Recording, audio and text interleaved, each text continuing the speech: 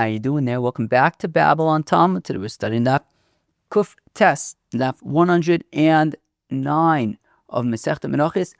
Of course, as I'm sure everybody here knows, this is the second to last Daf of Masechta Menachos. We are all getting very, very excited here at Babble on Talmud. Today's Daf is an interesting one. It talks about Beit Hunyo. What exactly was Beit Hunyo? We will learn about that on Daf Kuf Tes Amud Beis. We will hear the story of Beit Hunyo and what it is. We'll do like a little bit, I'm not going to say what it is now. When we learn the Mishnah, I'm sure I'll have to say one or two things about it to give a little bit of context, but it's some kind of, we'll get there. I'm not even going to start to explain it. Beit Hunyo. Put a pin in that. Now, the first part, we're going to learn one Mishnah at the beginning. We're going to learn two Mishnahs today. The first one discusses offering an offering at Beit Hunyo. When are you Yotze? When are you not Yotze?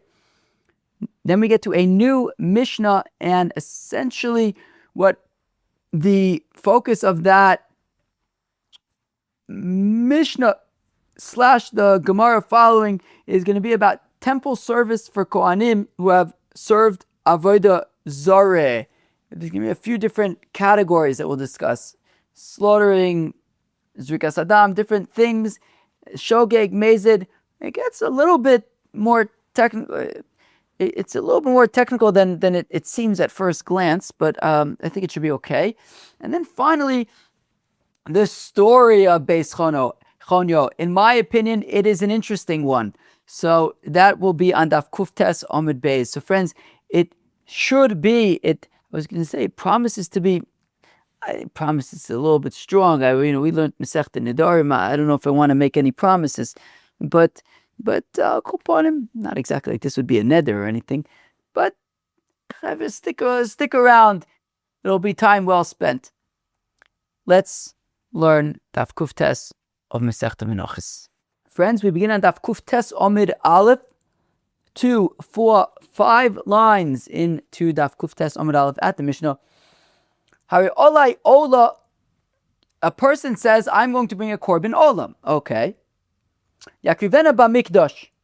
So you go to the Beis HaMikdash and you offer your korban ola there. Ve'im ekriva b'Beis Hunyo lo yotze. And if he offers it in Beit Hunyo, he's not yotze. So if I remember correctly, the Lashon of the Rambam, I'm not going to quote the Rambam or anything. So the Rambam describes where does he describe this? In Hilchos Bias Mikdash, that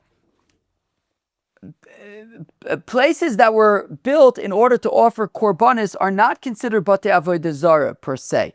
Okay, now they aren't. So now, Beit Hunyo essentially it was in Alexandria. It was not in Eretz Yisrael. It was in Egypt. And it was, again, we'll get to the story on Daf Kuf Tes Amud Beis. On the second part of today's Daf, the third part, on Kuf Tes Amud Beis, we'll get to the story behind this. So I'm not going to get too much into the story, but suffice it to say, it's kind of a strange concept. It seems pretty foreign to us. Maybe at the time of the Beis HaMikdash, when a big part of offering of the avodah, a big part of being a Jew, I guess, revolved around korbanos and offering korbanos and stuff. So to us, this whole thing is kind of foreign right now. But anyways, there was this place that was set up in Egypt, and they would offer korbanos there. And so the Rambam says that it wasn't necessarily like an avodah zarah type thing, although the Gemara will get into that whether it was or was not avodah zarah. But again, it's this kind of strange, weird, foreign concept, but there was some other place where korbanos would be offered. Now, obviously, it's not the Beis HaMikdash. It's not okay. It's shchutei chutz. If you offer an actual korban there, you'll be chayiv kares, as we know about from Masechta Zvachim. Like, it's not an okay thing, but it did exist. And there's a place called Beit Hunyo. Now, so now if a person says, I'm going to bring a korban ola, and instead of going to the Beis HaMikdash, he maybe lived in Egypt, or maybe whatever it was, he ended up in Egypt, he ended up by Beit Hunyo, and he offers it there instead, lo yotze. He's not yotze. He said he's going to bring a korban ola. he still has his obligation. The fact that he offered his korban in Beit Hunyo is not going to satisfy his obligation. Of course, a neder you're chayiv b'achrayis. So until you bring a korban ola to Yerushalayim, to the Beis Hamikdash, you will still have that outstanding obligation. However, if what he says is Hare olai ola she'akrivena b'Beis Hunyo, if, however, at the time of designating or establishing his obligation, obligating himself, he says, I am going to bring a korban ola in Beis Hunyo. Milchatchila says, I'm going to bring a korban ola in Beis Hunyo. Well, now, of course, Yakrivena b'Mikdash, obviously, offering this korban ola in the Beis Hamikdash is always going to be a kosher option.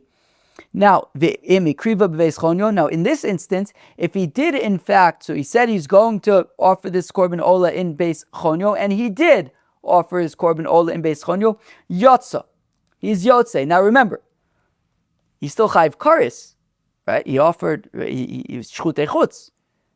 He offered his korban outside of the Beis Hamikdash. So of course he's chayiv karis, but he no longer has an obligation. He no longer has an outstanding obligation to go to Yerushalayim and bring a korban ola there. Reb Shimon, Omer says, Reb Shimon, ein zo ola. Reb Shimon says, this is not bechlal a korban ola. We don't really get much into Reb Shimon in this. Do we get into the? I don't even know if we get in. I didn't quite get up to the next mission of that, but we don't really discuss Reb Shimon much. I guess maybe what he's saying is that by saying I'm going to bring a korban to offer it in Beis Hunyo, I think the point is that statement alone is just not a statement that is going to obligate him in bringing a korban ola. The Mishnah now teaches about a similar case, this time regarding a nazir. Hareini nazir. If a person says, I shall be a nazir, you got leach b'mikdash, so he goes to the temple, right? The Mishnah says, Masechta Nazir, Stam Nazir Shloshim Yom. Stam Nazir is for 30 days, so let's assume that. He goes to the Beis HaMikdash after 30 days. Now, the Mishnah in Masechta Midos describes that in the Beis HaMikdash, he would then go into the Ezras Noshim, and in the Ezras Noshim, in each of the four corners of the Ezras Noshim, there was a chamber. One of those chambers was called the Lishkas HaNazirim, the chamber of the Nazirim, and in that chamber, that is where he would cook his korban shlomim, right, the zroa b'sheila, and that is where although I guess that would go, yeah, but still, no, I think, right, that's where the shlom would be cooked, at least the parts, I imagine, of the kohanim, would be cooked there, and there he would shave his hair and be burnt under the pot in which the shlomim was cooking. So that would happen in the Beis Hamikdash. So already Nazir Galeach B'Mikdash, he would go to the Beis Hamikdash, to the Lishkas HaNazirim, and he would shave his hair there. The Imgilach B'Beis Hunyo Lo Yatsa.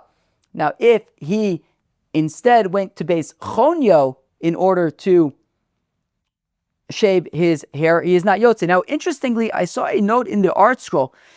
I think, did he quote Josephus or something? He definitely quoted Josephus. I just don't remember if Josephus said this. Wait, let me pull up this note over here. What is this? So I'm actually looking at this note now in the art scroll where he says that the Rambam states that Hunyo built a temple that was structurally similar to the Beis HaMikdash. Josephus Flavius reports that it was a smaller and poorer version. So very. Again, this Beis Hunyo, and he also writes, I think Josephus also writes that it stood for a few hundred years. I believe that he wrote that it stood for a few hundred years. Where am I? Let's see, does he see it over here? Anyways, so, what is it? The temple stood for, Josephus says it stood for 343 years until it was shut down by Paulinus, a governor of Alexandria. I mean, this is crazy stuff. Like, what was this Beis Hunyo? It's so curious.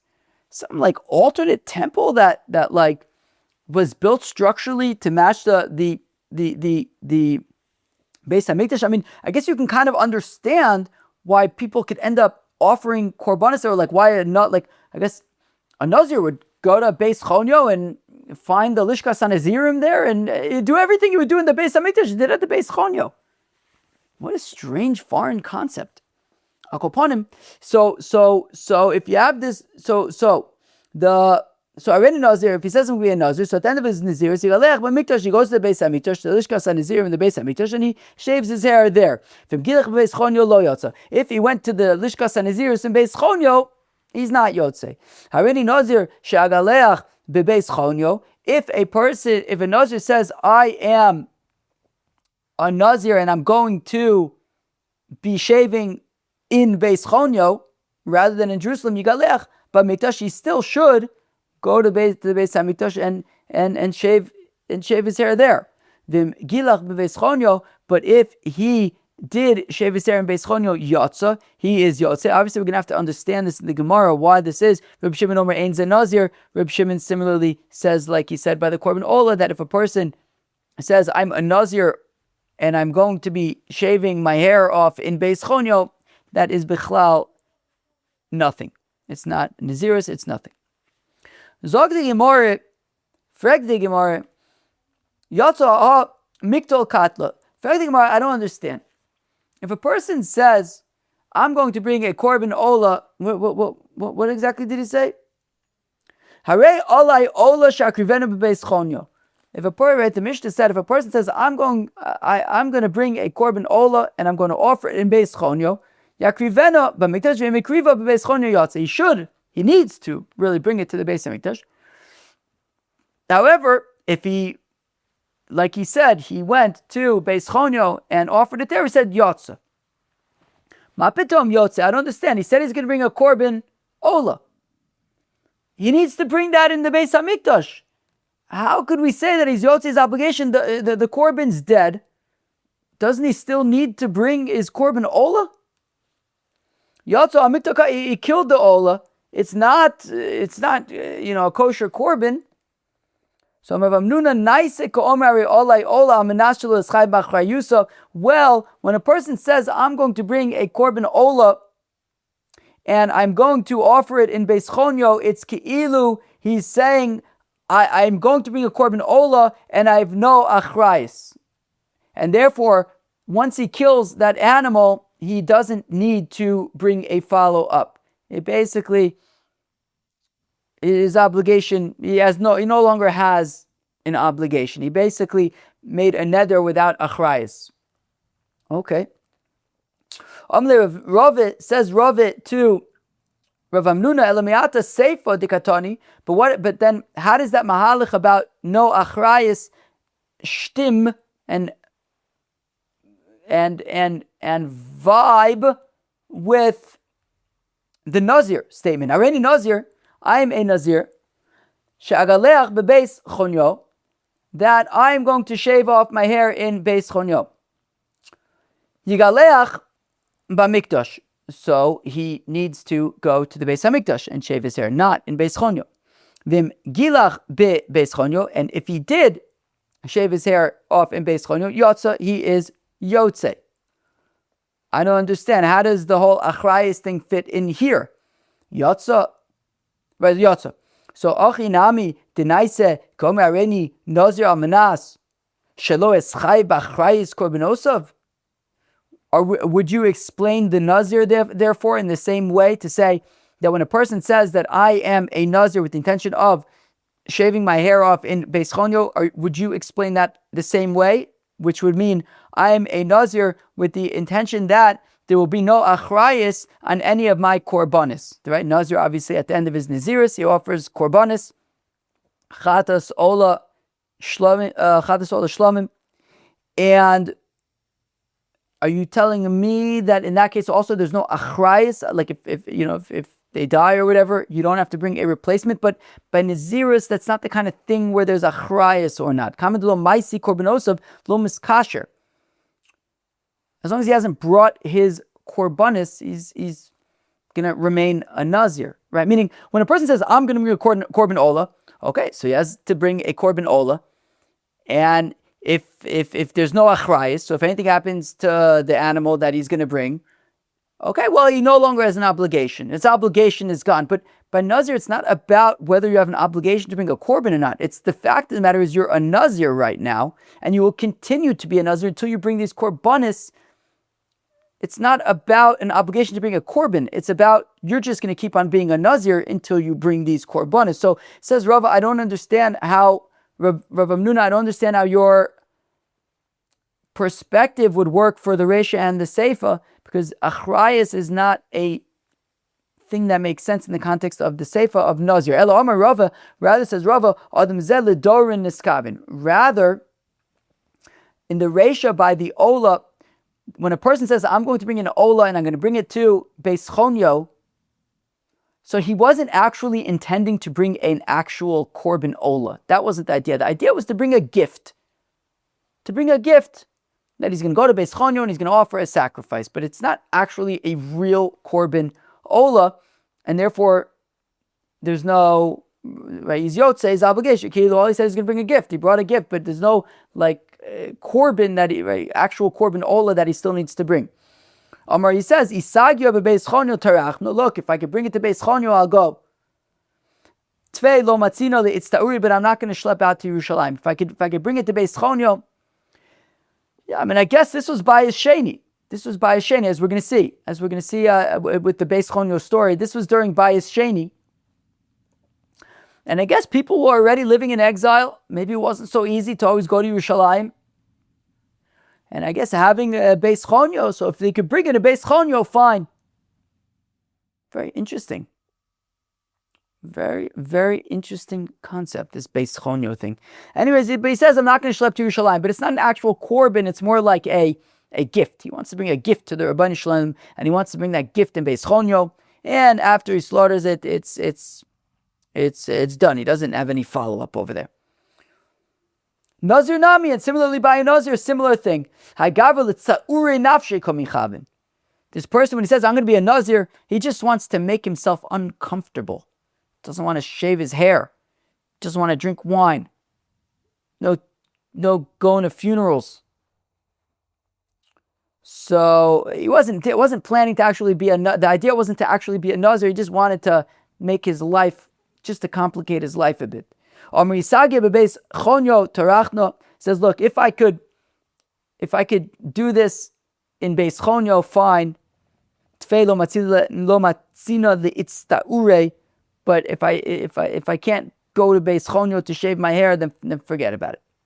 So again, Rava's case is, but Rava says that once you involve Beit Hunyo in your statement, I'm going to bring an Ola and bring it to Beit Hunyo. I'm going to be a Nazir and shave in Beit Hunyo. It's already not a Naziris. It's already not a Ola. It's a gift. It's a life complicating measure in the case of a Nazir, but it isn't actually the real thing. Rav Amnuna would respond to Rav, because Rav Amnuna says that it is the real thing, at least by the Korban Ola. Right? Rav Amnuna says that the Korban Ola is the real thing, just that he's saying, I'm going to bring a Korban Ola without achrayas. There's a big nafkamina also, right? You chayiv kares for shchutei chutz. According to Rav Amnuna, it's an actual Ola. You'll be chayiv for shchutei chutz. According to Rava, it's not an actual Ola. You won't be chayiv for shchutei chutz. So Rav Amnuna Amalach, he says to Rava, look, Nazir kedika amar. I agree with you when it comes to Nazir, that yeah, it's not about achrayas by a Nazir, and he just wants to make his life complicated. Okay. Ola, however, by Korban Ola, Almanas Shelo Eschai B'Achrayusa Ka'amar. However, Rav Amnuna maintains that when it comes to an Ola, what he's saying is, I'm going to bring an Ola to Beit Hunyo, i.e., I'm going to bring an Ola without any achrayas, and once it's killed in Beit Hunyo, he has no obligation to follow up. Rab Yochanan Savla Laha, Rav Amnuna and Rav Yochanan agree. He also holds, like Rav Amnuna is saying, if a person says, I'm going to bring a Korban Ola and I'm going to offer it in Beit Hunyo, the Ekriva be'eretz Yisrael, and he offers it in some other place in Eretz Yisrael, but not in the Beis Hamikdash, Yotza, he's Yotze's obligation, he doesn't need to bring a follow-up. V'anush kares, but he is chayiv kares. In fact, it is chayiv kares means that it is an actual Korban ola, right? According to Rava, he's saying, no, it was just a gift. It was never actually an actual korban ola. And that's why he doesn't have to follow up. Rav Hamnuna says it was a real korban ola, just without achrayas, and that's why he doesn't have to follow up. But it's shchutei chutz, and you're going to be chayiv kares. Also in a brayse like this, olay ola, I'm going to bring an ola shakrivena bebeis chonyo. No. Olay ola shakrivena b'midbar. I want to bring a korban ola in the wilderness, v'kriva be'evar yarden, and then he offered it in evar yarden. Yotza vanush kares. He's yotze. He doesn't have to bring a follow-up, but he is chayiv kares. This would seem to be like Rav Hamnuna, that it is a korban ola, just that there is no achrayis. Okay, givaldgnu. So what have we said? So great. We're up to the next Mishnah now. But this Mishnah discussed offering korbanos in Beit Hunyo, and we had said that if you just a stam korban, you can't offer in Beit Hunyo. If you said, I'm going to bring an ola dafka to go to Beit Hunyo, so we said there you should really still bring it to the Beis Hamikdash. You really need to bring it to the Beis Hamikdash. If you did offer it in Beit Hunyo, you don't need to follow up. Rav Amnuna says that is because you're basically saying, I am bringing a korban that has no achrayis, and therefore once it's dead, you don't have to follow up. Rava says that it's not actually going to be considered a real korban. It's more going to be considered that you intended to bring a gift, but not an actual korban ola. Okay, now we get to a new Mishnah where the kind of main focus of the Gemara on this Mishnah, at least the first part of the Gemara, is going to be on the temple service for kohanim who have served avodah zarah. If a kohen has served avodah zarah, what happens if they then in the Beis Hamikdash, of course they've done tshuva, and now they want to serve in the Beis Mikdash, can they do that? Would it be a reach nichoach? Would the Rabbanu Shalom accept that avodah for a kohen who has in the past done avodah zarah? And we will discuss that. Now, the Mishnah interestingly starts off by saying, "Kohanim sheshimshu bebeis Hunyo, lo yishamshu b'mikdash b'Yerushalayim." So any priest, any kohen who served and did avodah in Beit Hunyo, in this replica Beis Hamikdash in Alexandria in Egypt, this very interesting concept of a Beis Hunyo, any kohen who did avodah in Beis Hunyo, the Beis Hamikdash in Yerushalayim is off limits. You will not be able to do avodah in the Beis Hamikdash. And it goes without saying that any kohen who was involved in actual avodah zarah would be unable to serve in the Beis Hamikdash. Shene Emar, as the pasuk says in Sefer Melachim, Ach lo yailu kohanei abamos mizbach Hashem b'Yerushalayim kim achlu matzis b'sochachem. That the pasuk says in Melachim Beis by Yoshio HaMelech, that Yoshio HaMelech, it says that during his reign, I believe it was in the 18th year of his reign, they read to him a Sefer Torah, and he says, this does not sound like we have been doing in practice. And he says, we need to get our act together. We need to turn ourselves around. And he made a big movement to turn the Yidden around. And it says there by Yoshio HaMelech that like no other king, he managed to turn himself around and return and do tshuva and return to the Rebbeinu Shalom with his whole heart. And it says there, as part of this reorganization and this I don't know what the word I'm thinking of is, but the readjusting of the community, says Achlo Yailu Kohani Abamas, and any Kohanim who were serving on any Bamas, on any of these Avodah Zarah altars, they would not be able to serve on Mizbach Hashem b'Yerushalayim. They would not be allowed to do any avodah reorientation, I think is the word I was thinking of. They can't do any avodah in Yerushalayim. Kim achlu matzos b'sochachem. They can eat. They can eat korbanos, but they can't do the avodah. They can't serve. Arielu ki baile mumim. In the same way that baile mumim can cholkin va'ochlin v'lo makrivin. They can eat from the korbanos, but they won't be able to do any of the avodah in the Beis Hamikdash if they were doing avodah zarah. Says the Gemara, Amar Yehuda, says Rav Yehuda, Kohen sheshachat la'avodas kochavim, korbanu reach nichoach. A kohen who all he did was slaughter an animal for avodah zarah, he would still be able to serve in the mikdash. We're going to talk about whether it's shogeg or mezid, but anyways, for now, let's just say a kohen, if all he did was slaughter an animal for avodah zarah, so if he does avodah in the Beis Hamikdash, it would be acceptable. It would be a reach nichoach, a gewaldige shmek. Rav Yitzchak bar Avdimi Maikra'ah says, Rav Yitzchak bar Avdimi, what's the pasuk? These are psukim from Sefer Yechezkel. Yechezkel was giving nevuah, was giving prophecy, was giving shtickle musar, and in that musar, so this is, I think, specifically in reference to the Leviim, but we are bringing it here in the context of kohanim. In that particular nevuah, I think the kohanim were dafka praised for being loyal to the Rabbanu Shalom. This, I think, was specifically about the Leviim, but nonetheless, we are darshaning from it about kohanim. Yan asher yisharsu osam lifnei giyululeim. Keyword being yisharsu. They're doing a sherut because the kohanim were doing a sherut, a service, and the question is going to be what's considered service or not. So yisharsu osam lifnei giluleim, before their what I think, what does the JPS say? Their fetishes. I think giluleim is translated as fetishes. So because they were serving their fetishes, v'hayu lebeis Yisrael lemichshol avon, and they were a stumbling block of sin before the Yidden. Al ken nasasa yodi aleim ne'um Hashem Elokim v'nasu avonam, and therefore they will carry their iniquity.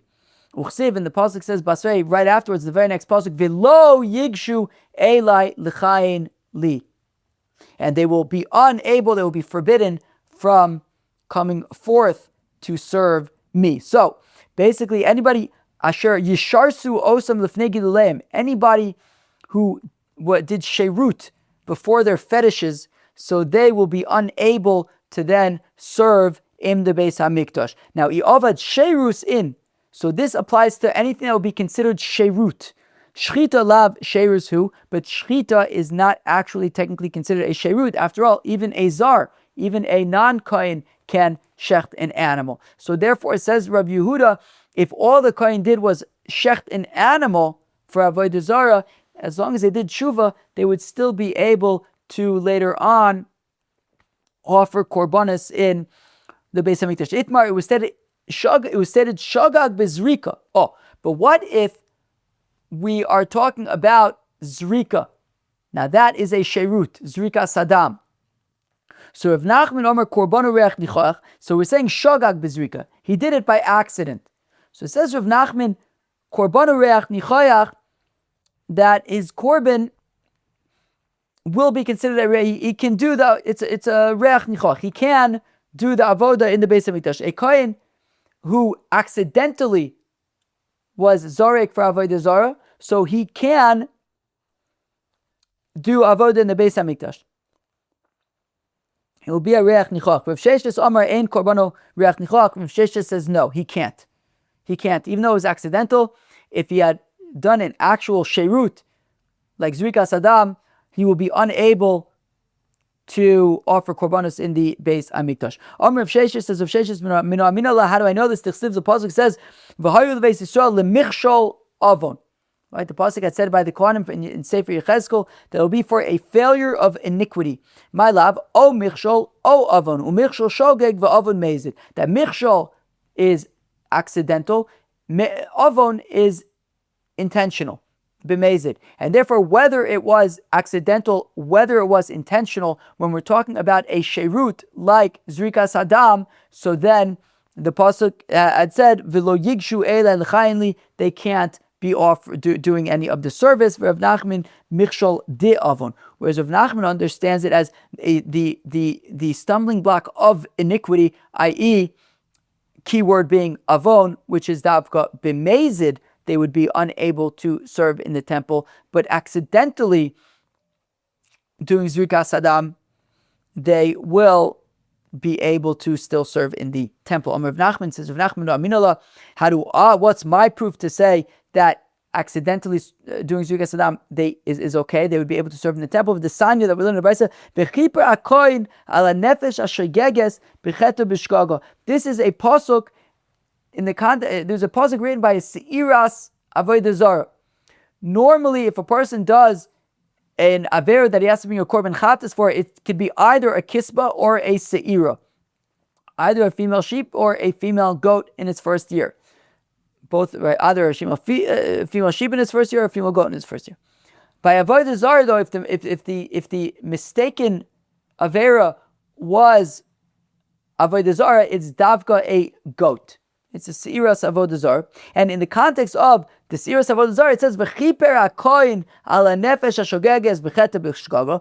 The kohen will atone for the soul who mistakenly sinned. Milamed, and continues the brisa, it teaches shekohen miskaper ayidei atzmo, that a kohen can offer his own seiras avodah zarah.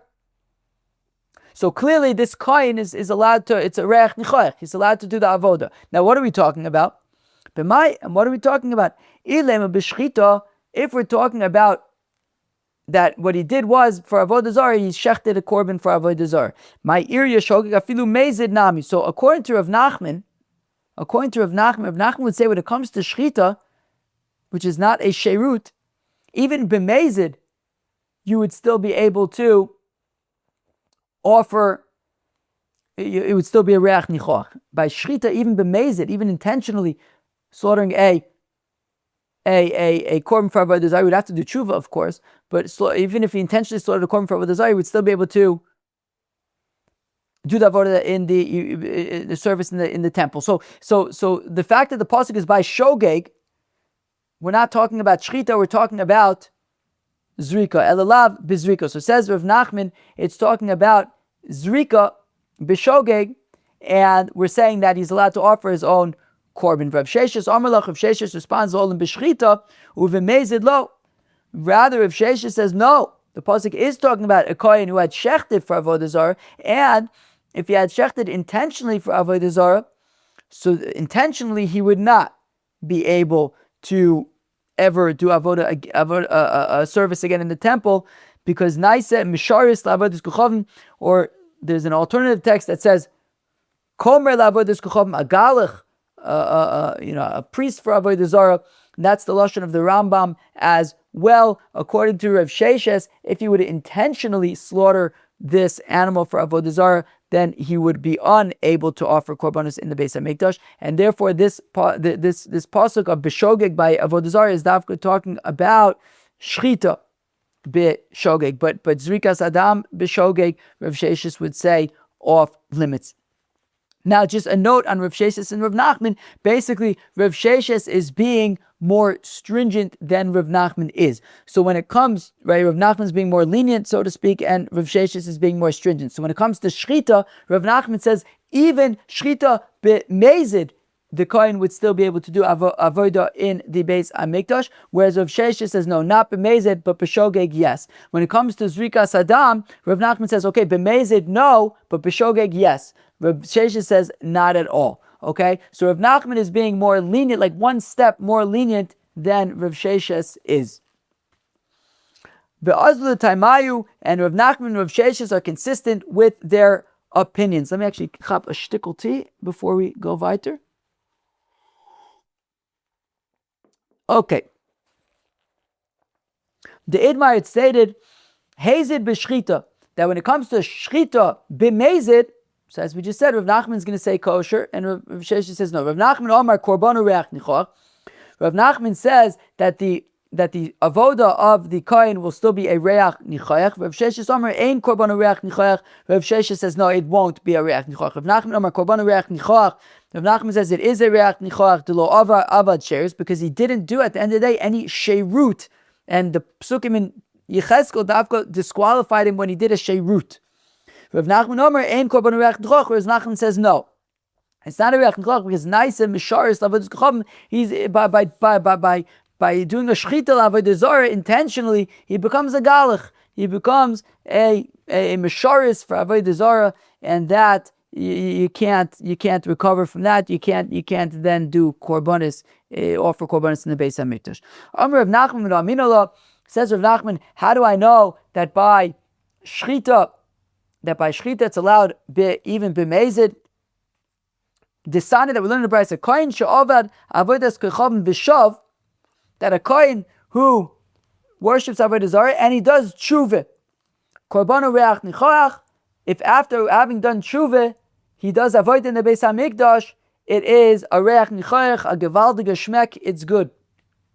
B'mai, now what did he do wrong that he's doing tshuva for? If he accidentally did avodah zarah, well, what do you have to do tshuva for an accident? My b'shav, what's he doing tshuva for? Shav v'omeru. He's already done tshuva. There's nothing to do tshuva for. It was an accident. It must be that he did something on purpose and he did tshuva from that. Now, zrika. Now, if we're talking about he intentionally did zrika sadam for avodah zarah, that kishav ma'avid. Tshuva there is not going to help. Or avid la sherus, he did a sherus, and the pasuk says that if you did a sherus, then you can't do avodah in the Beis HaMikdash. Sorry, pal. Ela la b'shchita. Rather, it's talking about shchita. He intentionally slaughtered a korban for avodah zarah, and then he did tshuva, and we're saying that his korban would be, his avodah would be a reach nichoach. That is the opinion of Rav Nachman. Rav Sheshes Omer says Rav Sheshes Omer lach le'olam b'shogeg. No, it is talking about b'shogeg. It's talking about b'shogeg and dafka by shchita, right? Because Rav Sheshes says b'shogeg by zrikas adam is not okay, right? So it's talking about shogeg and it's talking about shchita. V'achi kamar im shav me'ikaro. That if he had done tshuva milichatchil, it's not like he sinned and then did tshuva. If from the get-go it was considered like he had done tshuva, i.e. dechi avad b'shogeg avad, i.e. if when he did the avodah it was milichatchila b'shogeg, so he was like he had already done tshuva from the outset. He never did anything wrong. Korbanu reach nichoach, so then his korban is a reach nichoach ve'im lab. But if not, if it was b'mezid, so then it would not be a reach nichoach. And korbanu reach nichoach. Okay, so now, basically this machlokes that we saw between Rab Nachman and Rab Sheshes in the context of zrikas hadam, that Rab Sheshes says it's completely off limits, and Rab Nachman says it's off limits if zrikas hadam was b'mezid, but b'shogeg it's okay. This machlokes is now going to play out by ishtachavoya, bowing down, prostrating oneself to an avodah zarah, and by modeh, by accepting the avodah, saying Eli atu, you are now my God. We're going to see the same machlokes. Ishtachvel avodas kechavim, that if a person accidentally bowed down to avodah zarah, Rav Nachman Omar korbanu reach nichoach, that is, korban will nonetheless be a reach nichoach. Rav Sheshes Omar ein korbanu reach nichoach. Rav Sheshes says it is off limit. His korban will be unacceptable. If he accepted the avodah zarah as a he says Eliato, that you are now my God. Rav Nachman Amar Korban Reach Nichoach. Rav Nachman says that the korban is a Reach Nichoach. Rav Sheshes Amar Ein Korban Reach Nichoach. Rav Sheshes says his korban is not acceptable. Utzricha, and we need all four scenarios: shchita, zrikas adam, hishtachavoya, and being modeh. The ashmuinon hach kamaisa. Because if we'd only have the case, so Kamaisir is actually referring to Zrikas Hadam. So he ka'omer of Sheshes mishum da'avad le sheris. I would say that in that case, if Sheshes says even b'shogeg, it's not a reach nichoach, because he actually did something. He did a Zrikas Hadam. He did a sherus. Aval shchita da'avad le sheris. But shchita, we said, is not considered a sherut, but even a zar can do it. So even model of Nachman, maybe to agree with of Nachman, that shchita, even b'mezid, could be okay if he does tshuva. V'hashmin on shchita, and if we only had the case of shchita, mishum de'ovid le avodah.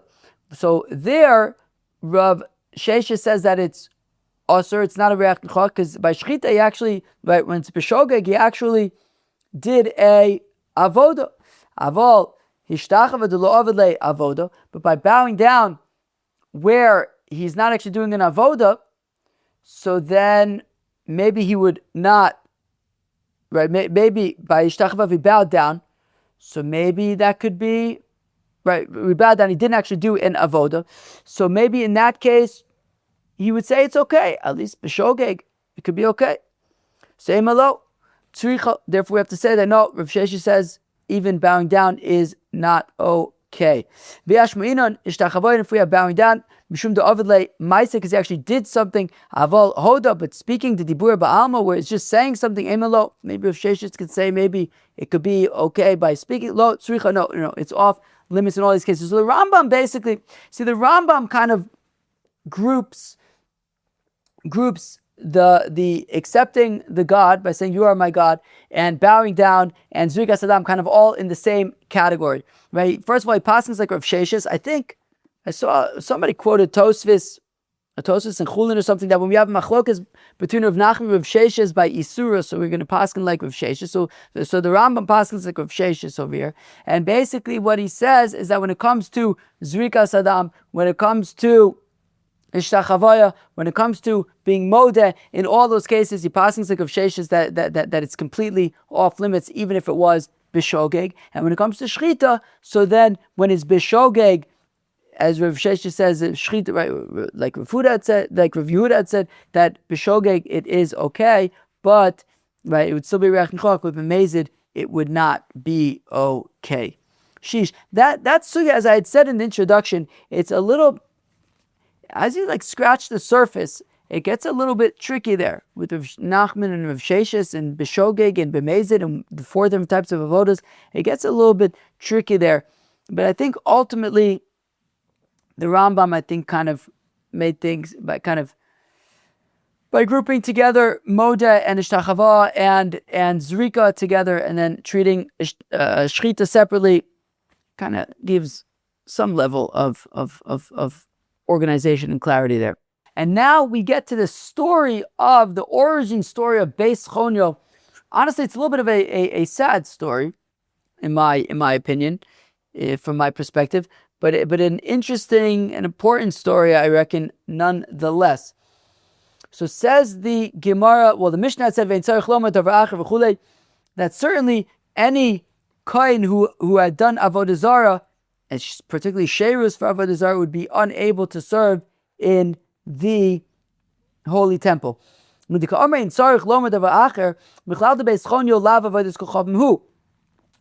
the fact that the Mishnah says, right, separates Beit Hunyo and avodah zarah, right? It says any kohen who served in Beit Hunyo cannot serve in the Beis Hamikdash, and separately, it goes without saying that if he did avodah zarah, he would be unable to serve in the temple. So that implies that Beit Hunyo was not avodah zarah. So then, what was it? So Tanan Kiman the Amar Beit Hunyo lav avodas kohanim. So our Mishnah therefore is like the Man Amar. We're going to see some machlokes Rabbi Yehuda and Rabbi Meir, and our Mishnah holds like the opinion Rabbi Yehuda, who says that Beit Hunyo was not a place of avodah zarah desanya. We learn in a brisa. Also, Shana Shemeis Shimon HaTzadik, that the year that Shimon HaTzadik dies. Who is Shimon HaTzadik? Shimon HaTzadik was the second Mishnah in Pirkei Avos says that Shimon HaTzadik haya mishiyarei Knesset HaGedolah, that he was of the last of the Anshe Knesset HaGedolah. He was which means that he was towards the beginning of the second. Of the second temple. He was the Kohen Gadol for 40 years. Right? Famous Mishnah, the second Mishnah of Pirkei Avos. Right? Shimon HaTzadik Misharei Knesset HaGedolah Hu haya omer al shlosha dvarim ha'olam omed al Torah v'al avodah v'al gmilos chasadim. And this is a story about him and about his children. A little bit of a sad story about his children. So Shana Shemesh Shimon HaTzadik, that year that Shimon HaTzadik died, Armeloin, he said to whoever was around him, Shana Zo Humeis, that he had said, I know that I'm going to die this year. Amulo, they said to him, Minayin Atayudea, how do you know that you're going to die this year? Armeloin, he said to them, Kol Yom HaKippurim, every year on Yom Kippur, Nizdamanli Zokin Echad, Lavush Levanim, V'nisativ Levanim, V'nichnas Imi, that every year on Yom Kippur, when I went into the Holy of Holies to do the Avodas Yom HaKippurim, so there would be a man, an old man, garbed in white garb and a white turban, a white hat, and he would come in to the Holy of Holies. He would accompany me into the Holy of Holies. V'yatzaimi, and he would also exit with me after the avodah was complete. Shanazo, however, he reported that this year, nizdamin li zakin echad lavush shchorim v'nisativ shchorim, This year there was an old man who accompanied me, but he was wearing all black. That certainly sounds like a bad omen.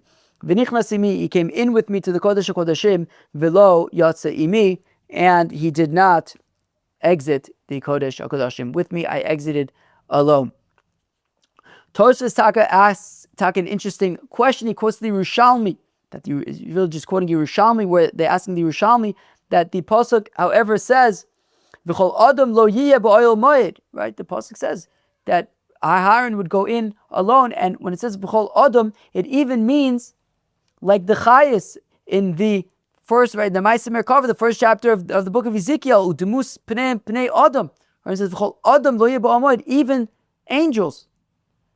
So how could it be that who was this mysterious man? Even angels wouldn't go in with the Kohen Gadol. So Tosfos answers the Shema Shechina. Taka. I think the Yerushalmi itself answers that actually it could have been the Shechina itself that appeared as an old man wearing white. Very, very interesting.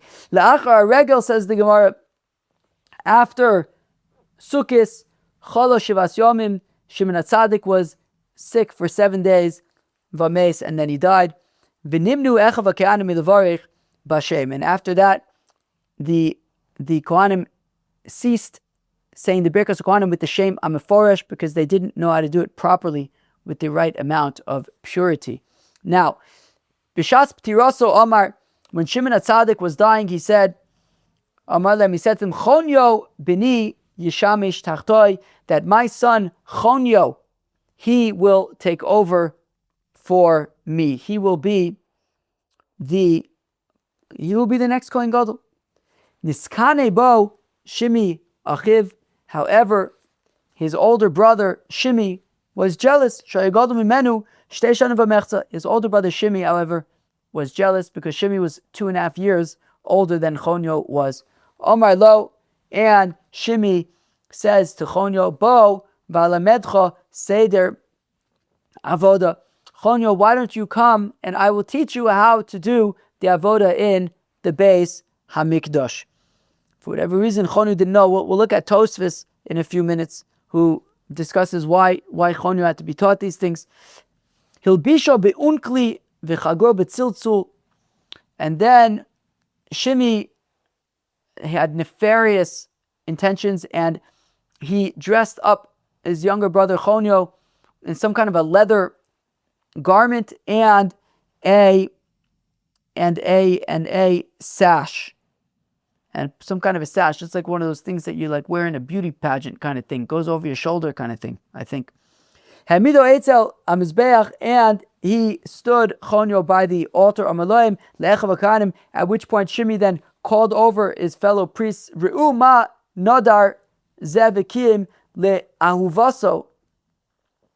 Look what this Shmendrik promised to his wife and is now acting upon that promise. Also, Ayom she'eshtamish b'kuna gedola, that on the day that I become high priest, Elbash be'unkli shalichi, I will wear your leather garment, ve'achgor be'tziltzul shalichi, and I will wear your sash. Bikshu echav hakanim lehargo, and I guess that was enough of an offense that the other priests wanted to kill Chonyo for doing this. Ratz mipneim, Chonyo was forced to flee from before them. V'ratzu acharav, they fled, they chased after him. Halach l'Alexandria shel Mitzrayim, and then he eventually fled to Alexandria in Egypt. Uvana shel Mizbeach, and he built there in Egypt an altar. V'hela olav l'shum avodas kochavim, and there he offered korbanos for avodas kochavim. So according to this version of the story, Chonyo then opened up an altar for avodas kochavim in Egypt. Wow. That is a very sad story for many reasons. Tosfos asks an interesting kasha. I don't understand. The pasuk, after all, says, right? We learn out from the pasuk, "Tachzav is man she'u mimali makom ovid, v'zeh lo yedeh seder avodah." I don't understand. Right? The pasuk says, "B'choin agadol." No, not what was it? Sham is tachas ovid. Right? The pasuk basically says that when the Kohen Gadol is no longer going to be Kohen Gadol, so who takes over? So if his son is greater than anybody else, so his son takes over. I don't understand. How could his son have been the best option to do the avodah in the Beit Hamikdash if he didn't even know, to be a Kohen Gadol, if he didn't even know how to do the avodah. His brother Shimi had to teach him. So Tosfos says, well, when it came to Yirah Shamayim, he was number one. But still the Gemara says, I don't understand. Has he not seen a Kohen Gadol before? Does he not know that a Kohen Gadol doesn't wear a leather garment and a sash? So the Tosfos answers there also, maybe he knows that generally a Kohen Gadol doesn't wear these things, but maybe as part of the training process on day one, he does wear them. He didn't know. He never saw. His father was Kohen Gadol for 40 years. He never saw a new Kohen Gadol. So anyways, if you're wondering why he had to be taught these things in the first place, could be he needed some help, specifically at least on day one. Anyways, when the Chacham heard about this tragic story, fighting between brothers, and so Amru, they said, shelo yorad lo kach. If when it comes to Hunyo, if it comes to Shimi, who never was Kohen Gadol, was never actually in a place of authority, and yet he was filled with so much jealousy about authority. Hayored la, somebody who has been in a place of authority, and now you better watch out if you plan to take that authority away from them. Halachas kama v'chama. Certainly, if you try to take that authority away from them, that could be a very dangerous situation. If after all, Shimi, who never actually was in a place of authority, and yet he acted so dangerously when he had simply the potential to be in a place of authority and to be Kohen Gadol. Divrei Reb Meir, this was all the opinion of Reb Meir, who says that Beit Hunyo was for avodah zarah. Reb Yehuda says to Reb Meir, lo kach oya ma'aseh. This was not, there was a similar story, but a little bit opposite. Ela lo kibel olav Hunyo.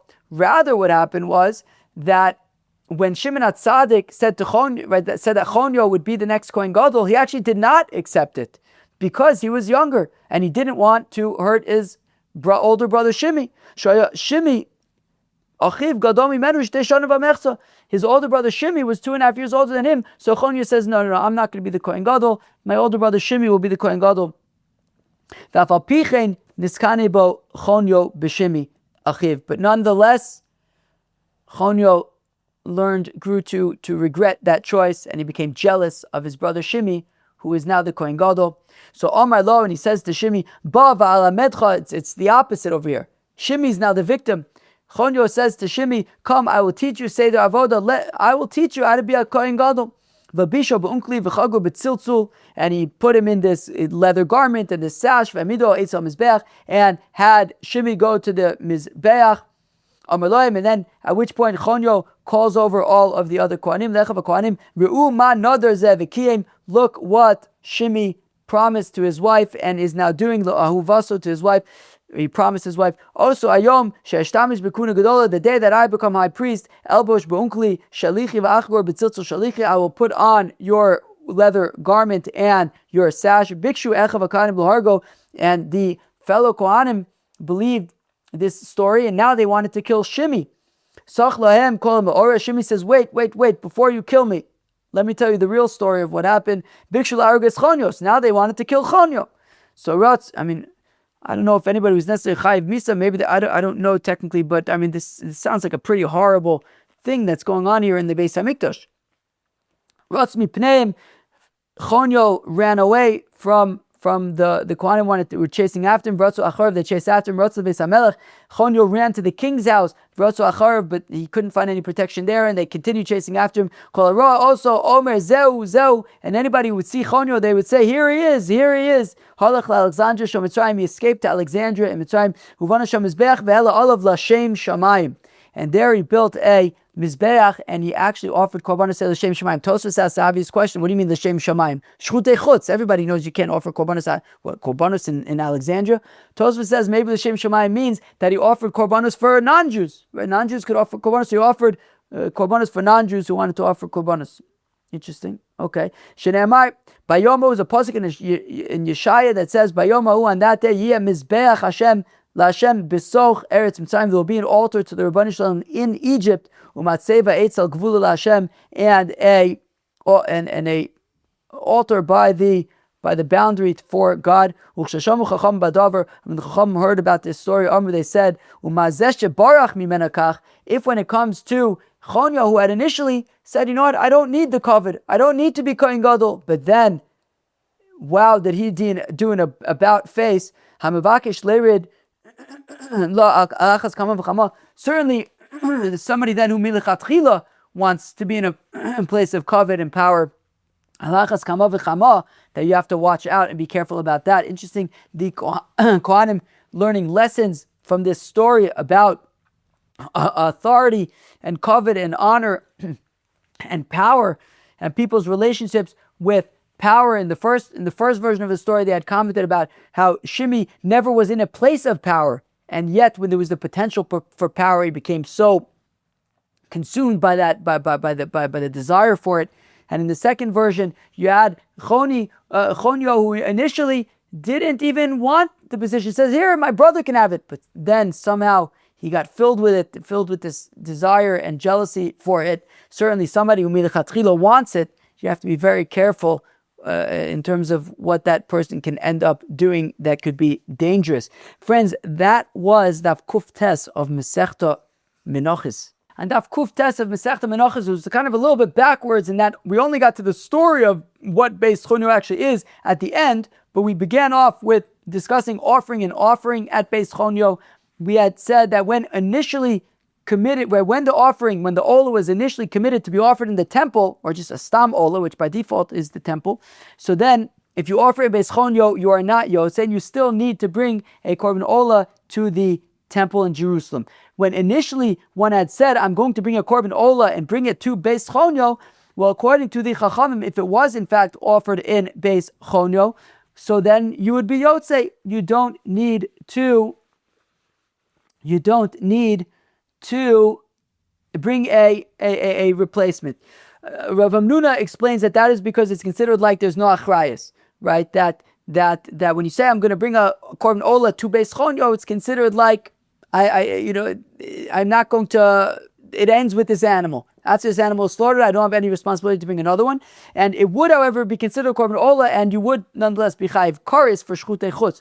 According to Rava, it's just a gift. It's not actually considered a korban. You would not be chayiv for shchutei chutz, and that's why you don't need to follow up, because it's not actually considered a korban ola. It's considered a gift. Reb Shimon says that when somebody says, "I'm going to bring a korban ola to Beit Hunyo," it's not a korban ola at all. We had similar halachas when it came to a nazir saying that he's going to shave in Beit Hunyo. Fine. We then got to a new Mishnah where we discussed temple service for kohanim who have served avodah zarah. So there was a difference there. Certainly, the way the Rambam had categorized things, there was a difference between slaughtering for avodah zarah, which is not considered a sheirut, and zrika / bowing down / accepting the avodah zarah as a god. So when it comes to slaughter, if it was intentional, Rav Nachman says that if the avodah in the Beis Hamikdash would still be a reach nichoach, would still be okay. Rav Sheshes says it would be not okay if it was intentional, right? Even if he does tshuva.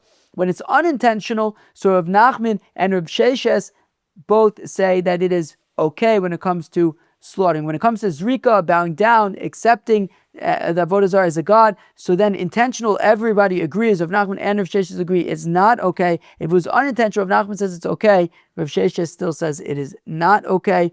And then we saw the story about Beit Hunyo. Hunyo was one of the sons of Shimon HaTzadik, who was the long-standing Kohen Gadol in the Beis HaMikdash, and unfortunately after he died, there was a fight about succession to be the next Kohen Gadol, which the result of which Hunyo ran away and fled to Mitzrayim and set up this Beis Hunyo, which seems like it was kind of like a replica Beis HaMikdash of sorts. Very, very intriguing. And that was that story. Friends, I will catch you tomorrow for the 110th and final daf of Masechta Menachos. Have a great, great day. Cheers.